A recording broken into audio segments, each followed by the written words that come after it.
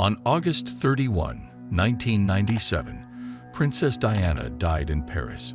It was officially announced that the cause of the fatal accident was alcohol intoxication of the driver of the car in which the princess and her companion, the son of the Egyptian billionaire Dodi Al-Fayed, were. However, not all believed this version, and for many years Al-Fayed Sr. publicly argued that it was a planned special operation with the participation of the British Secret Services. There really are a lot of strange details in this story: conflicting forensics, exotic suicides of suspects, and unexplained money transfers. Just past midnight on August 31, 1997, 4 people emerged from the back door of the Ritz Hotel, owned by Mohammed Al-Fayed, in Paris. Henry Paul, deputy head of hotel security; Princess Diana, her companion Dodi, son of billionaire Mohammed Al-Fayed, and their bodyguard, Trevor Rees-Jones. Everyone got into a black Mercedes W140 and drove to Dodi's apartment. Paul was driving, the security guard was in the front seat, and the lovers sat in the back. At 0:23, the car crashed at full speed into the support pillar of an underground tunnel. Paul and Al-Fayed died at the scene. Diane was taken to the hospital, but died hours later. The only survivor, bodyguard Rees-Jones, still claims he can't remember anything. According to him, he had forgotten all the circumstances leading up to the moment of the accident because of the severe blow to the head. Initially, the local paparazzi were blamed for their death. Reportedly, the driver was evading from intrusive photographers at a speed of 200 km/h and lost control over the car. However, it turned out later that the paparazzi were driving at a significant distance from their car, and the speed of the Mercedes at the time of the collision did not exceed 105 km/h. Eventually, charges of manslaughter were dropped. A number of witnesses reported seeing a white Fiat Uno coming out of the tunnel after the accident, and experts found traces of white paint at the scene of the accident. Now the blame of the driver of the white car, who caused the accident, has become a priority. However, the only suspect died soon under very strange circumstances. Finally, a few years later, it was summed up. The cause of the accident was the strong alcoholic intoxication of the driver Henry Paul, who failed to cope with the control.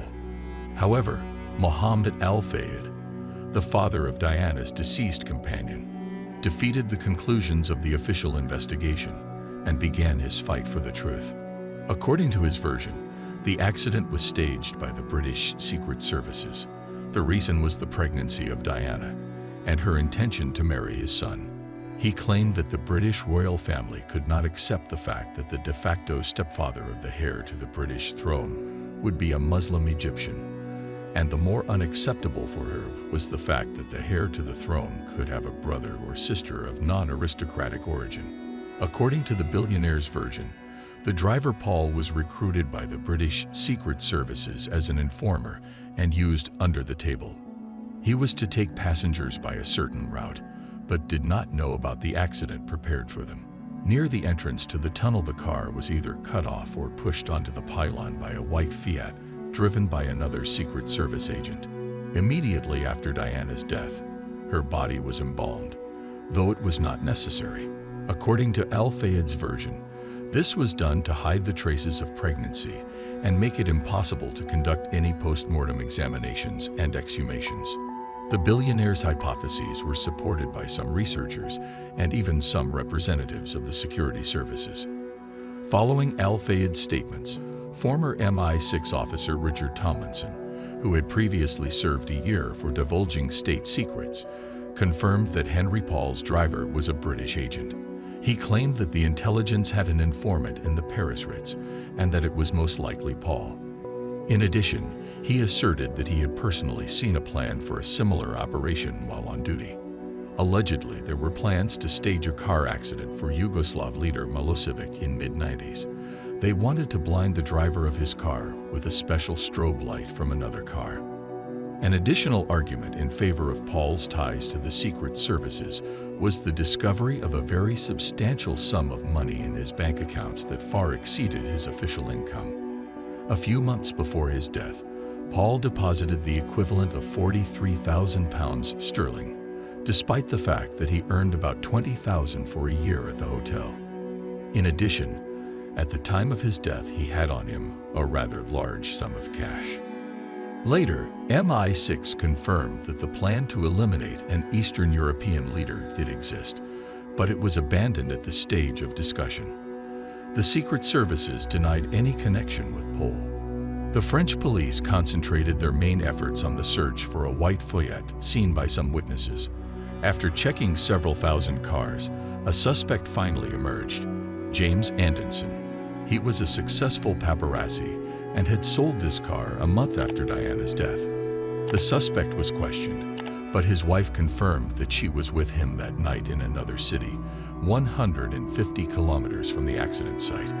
He was released after the car he sold was traced, and no trace of the accident was found on it. In 2000, Anderson's body, with a punctured temple, was found in a burnt-out car in the woods near Nantes.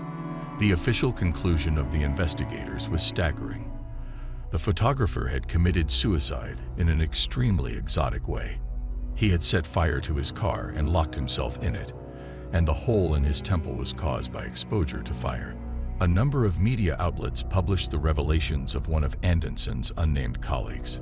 Shortly before his death, he allegedly bragged to him that he had exclusive photos of Diana and Al-Fayed, which together with the tapes were stored in a secret safe, and if published, they would become a bomb that would blow up the whole world. Interestingly, a month after the photographer's mysterious death, the photo agency where he worked was raided by gunmen. 3 unidentified masked men killed the watchman and searched the entire office, but did not steal any valuables. In the early 2000s, Paul Burrell, Diana's butler, with whom she was on a special relationship of trust, published her letter, dated 1995. In it, the princess expressed her fears that her husband, Prince Charles, wanted to set up an accident that would kill her, all for the sake of an unhindered marriage to his mistress, Camilla Parker Bowles. It is worth noting that the letter was written even before the divorce, which took place in 1996 at the initiative of Charles.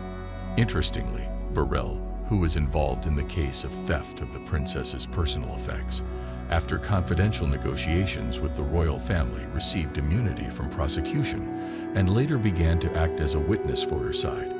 In particular, he repeatedly publicly refuted Al-Fayed Sr.'s claims that Diana was planning to marry his son. Al-Fayed also claimed that the staff at the Paris clinic embalmed the body of the deceased, although this was not necessary.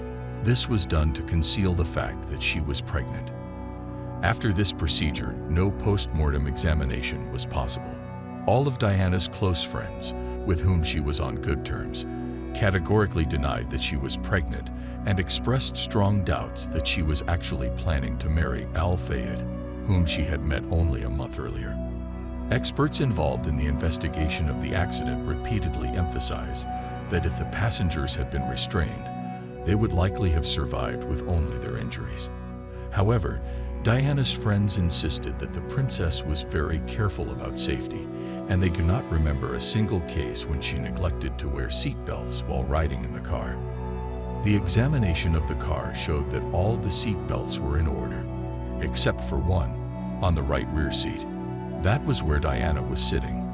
However, the experts could not unequivocally determine whether her seatbelt had been damaged before the accident, so she could not use it, or after the accident.